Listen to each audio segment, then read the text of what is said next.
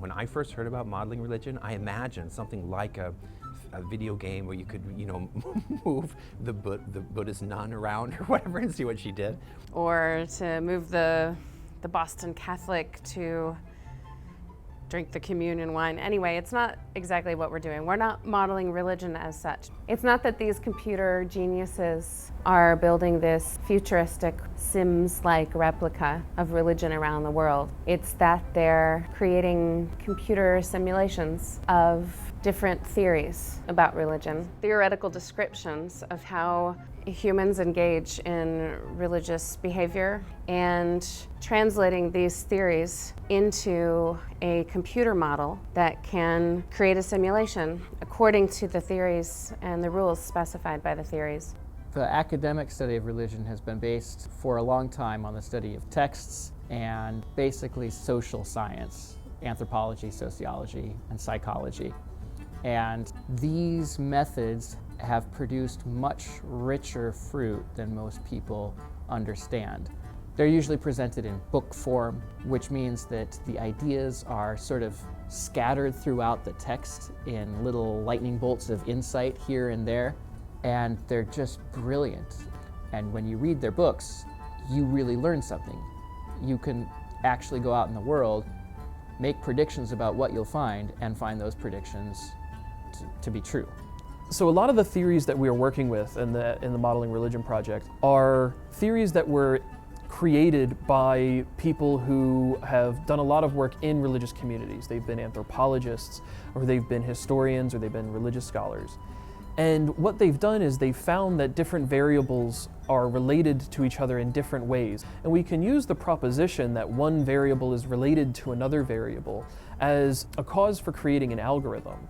And we can say that, okay, well, they propose that the more frequently you go to church, the more you will learn the beliefs of that community.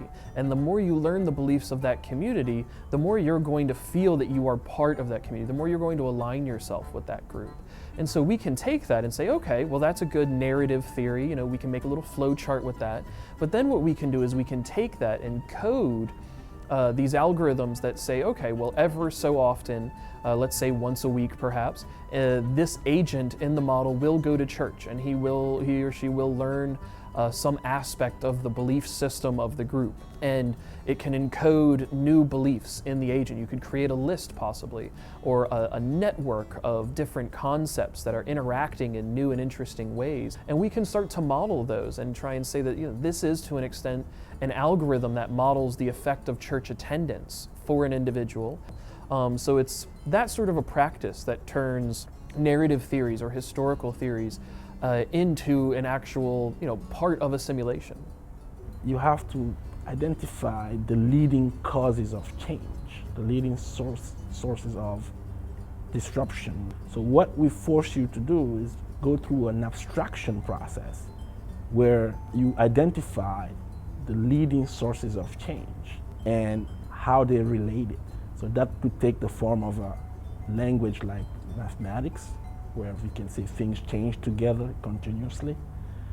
So one example of how you might try to take a theory and program it into a particular agent would be, let's take the idea of the tendency to detect human-like agents in the environment.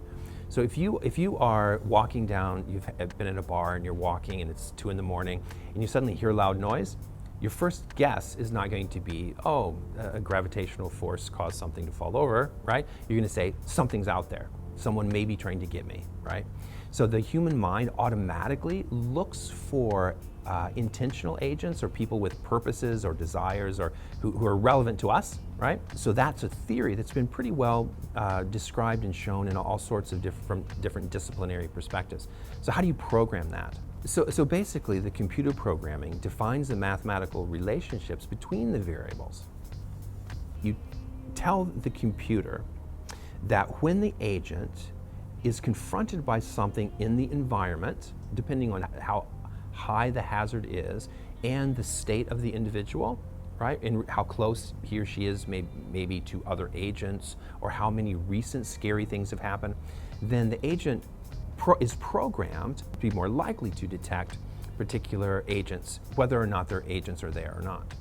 So if we say What would make somebody attend a church service and you provide an explanation after maybe 5 years of ethnographic studies where you went and lived there with the community and you wrote your book about the motivations and the structure of society. We want you to strip that down to its essentials. That's what we really take and put back into the computer. We will necessarily lose all of the richness, the details, the description of smell and sound and feeling and love that certainly a reader would sense when they read the actual paper, and bring that back down to what is changing, why it's changing, can we predict the change, in what direction it will go. And that's it.